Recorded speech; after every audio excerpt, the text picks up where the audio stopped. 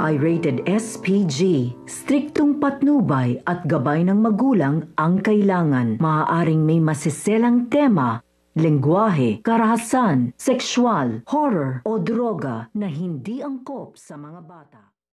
Ang pagsasakripisyo nito nga si Regina. So ito nga si Regina ay magsasakripisyo nga ito alang-alang nga dito nga sa kanyang pangalan.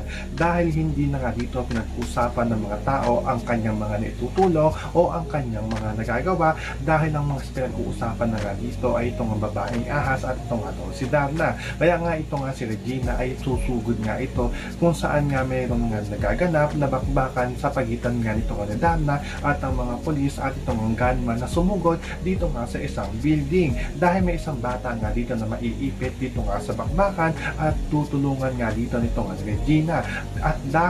At kahit wala nga armas, ito nga si Regina ay susubok nga ito na iligtas itong ang bata dito nga sa loob nga ng building. Pero hindi nga niya ito magagawa dahil napapaikutan nga sila dito ng gunman at mga armadong lalaki. So pakakaabangan nga natin dito kung paano nga ba ililigtas itong ang Regina, itong ang bata na naipit dito nga sa gulo. Yan ang ating mga pakakatutukan at pakakaabangan dito nga lang sa Darna.